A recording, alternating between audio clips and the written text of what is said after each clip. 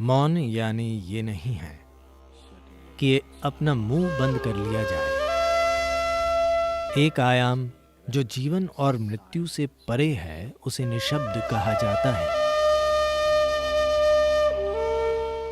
ये किया नहीं जा सकता। आप ये बन सकते हैं। तो आप जितने भी शब्द बोल रहे हैं वही बातें 50% कम शब्दों के साथ कहने की कोशिश करें। अचानक आप हर चीज के प्रति बेहद सचेत हो जाएंगे।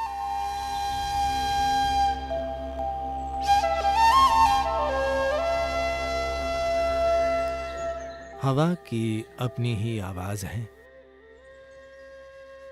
पानी की भी,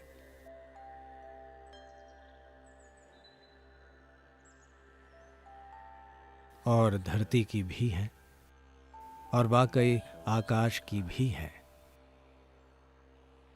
सभी ग्रहों और नक्षत्रों की अपनी आवाजें हैं।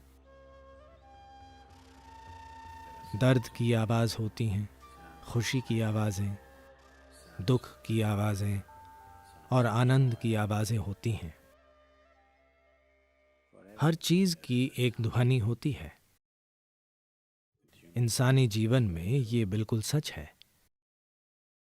जीवन और मृत्यु दोनों की ध्वनियां होती हैं। यहां तक कि मौन की ध्वनियां होती हैं।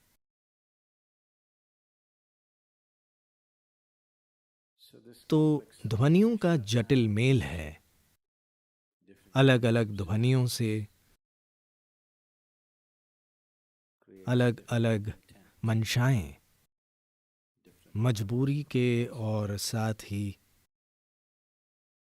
बंधन के विभिन्न स्तर और उलझन की विभिन्न संभावनाएं पैदा होती हैं। तो फिर कोई चुप रहना क्यों चुनता है?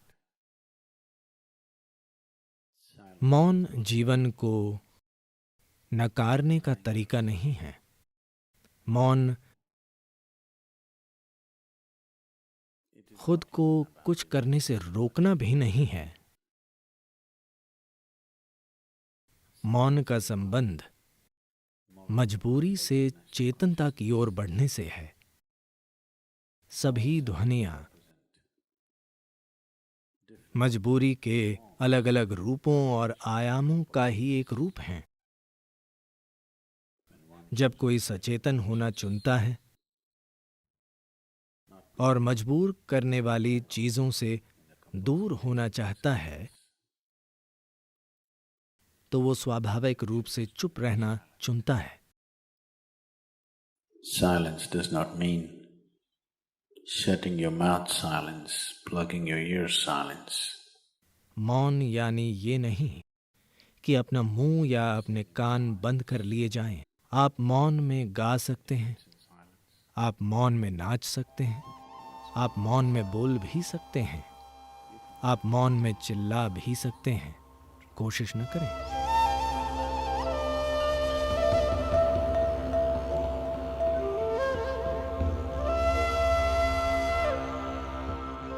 यानी ये नहीं कि जब सभी चुप हों तब चिल्लाना। वो मौन में चिल्लाना नहीं होता।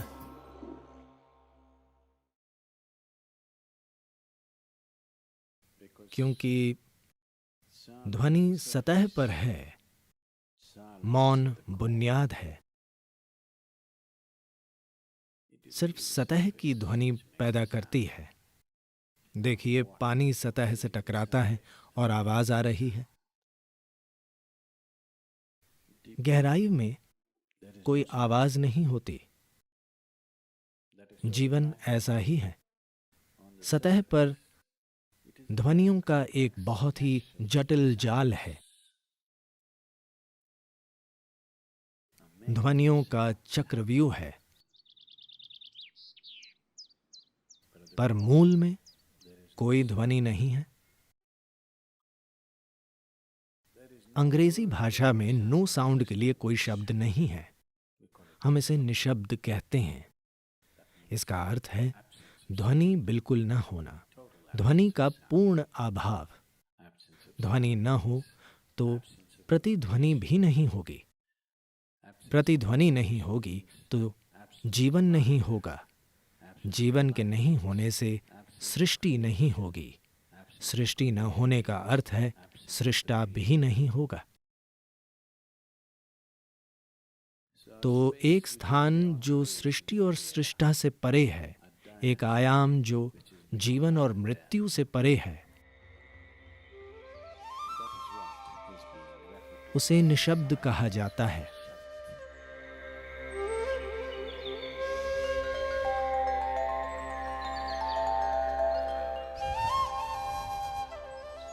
ये किया नहीं जा सकता,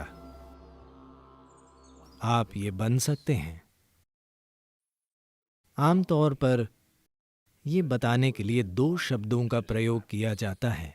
एक है मौन, यानी आप चुप्पी का अभ्यास कर रहे हैं, आप चुप नहीं हैं,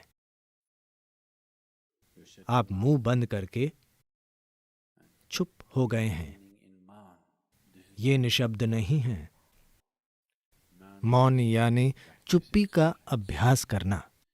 अभ्यास करने का अर्थ है आप खुद वो नहीं हैं। क्या आप जीवन हैं या आप जीवन का अभ्यास कर रहे हैं? मैं पूछ रहा हूं, आप जीवन हैं या जीवन का अभ्यास कर रहे हैं? अभ्यास नहीं, आप जीवन हैं। शायद अभ्यास अच्छा नहीं है, पर आप जीवन हैं। इसी तरह मौन का अभ्यास करने और मौन होने में अंतर है। मौन का अभ्यास एक नियम की तरह शुरू होता है, पर धीरे धीरे मौन का अभ्यास करते हुए आप शायद मौन हो जाएं। तीव्र गतिविधि में भी कोई चुप हो सकता है, पर हमेशा तीव्र गतिविधि करना संभव नहीं है। तीव्र गतिविधि के पल सिर्फ पल होते हैं, कोई भी उन्हें बनाए नहीं रख सकता। आप थक जाएंगे। अगर आप इसे बिना कुछ किए पा सकें, तभी ये टिकेगा। अगर सिर्फ तीव्र गतिविधि से ही ऐसा हो पाए, तो ये कभी नहीं टिकेगा। गायन के बहुत तीव्र और आनंदमय क्षण में कोई व्यक्ति मौन बन सकता है या उसे चख सकता है, पर यह कब तक टिकेगा? आपका गला फट जाएगा और आपके पड़ोसी आपको पीटेंगे। संभव है। तो मौन होने या बन जाने की इस संभावना का एक अर्थ है स्थिर हो जाना, पूरी तरह से स्थिर हो जाना। स्थिरता कई तरीकों से पाई जा सकती है। एक सांप भी स्थिर होता है,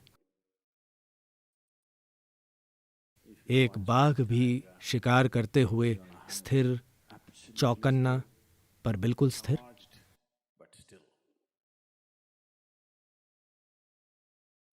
ये स्थिरता के विभिन्न आयाम हैं जिनका काम जीवन चलाना है। अगर सांप हिलेगा डुलेगा तो मारा जाएगा। अगर शेर स्थिर नहीं रहेगा तो उसे भोजन कभी नहीं मिलेगा। ये जीवन चलाने की चीजें हैं। हमें जिंदा रहने के लिए कुछ करना जरूरी है। जब इंसान की नजर जिंदा रहने से परे की चीज पर पड़ती है, तभी वो स्थिरता के बारे में सोचेगा। तब वो समझेगा, खुद को देखकर वो अपनी मजबूरियों की जटिलता देखता है। तब समझता है कि इसका एक ही हल है, स्थिर होना। इस शरीर को और इस मन को स्थिर करने के लिए कुछ कोशिश जरूरी है। Take some effort.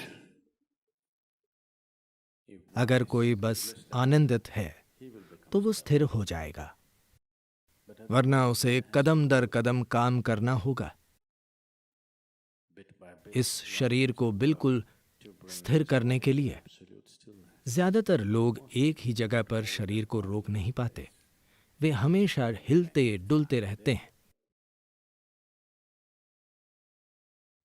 All the time in moment.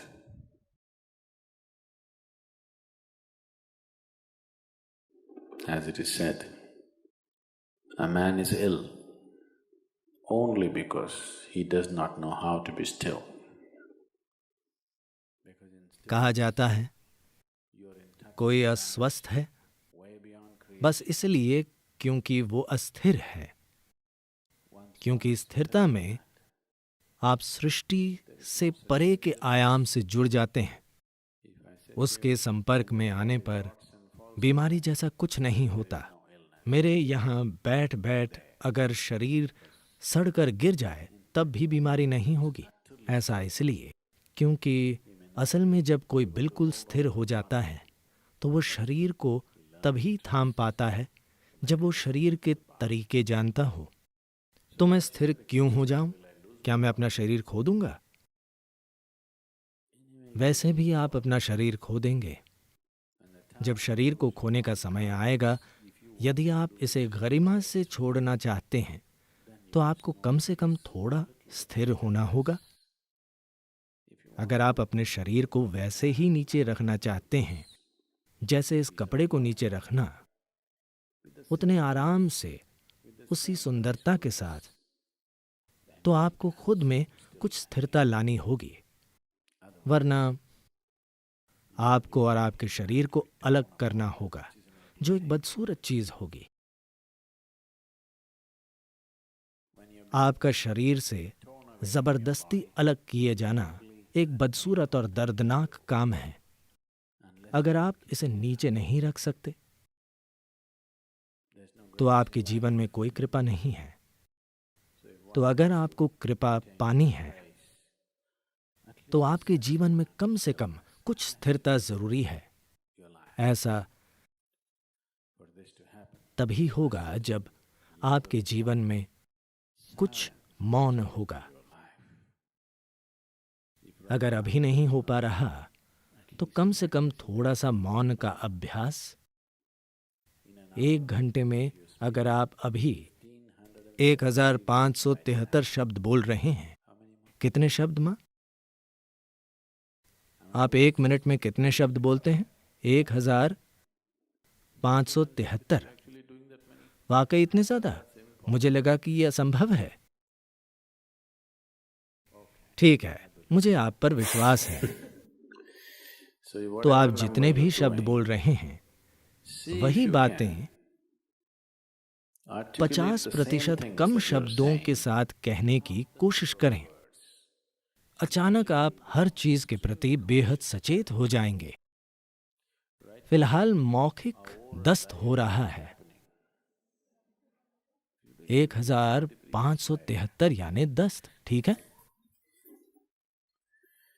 अब अगर आपको आधे शब्दों में वही बातें कहनी हो तो बहुत सचेत रहना होगा, वरना आप नहीं कह पाएंगे। बस कोशिश करके देखें। कल एक दिन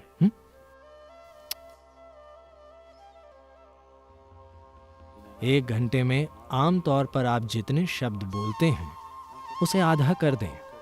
अपनी गतिविधियां कम न करें, वही बातें कहें, लेकिन आधे शब्दों में पूरी दुनिया कितनी अच्छी हो जाएगी।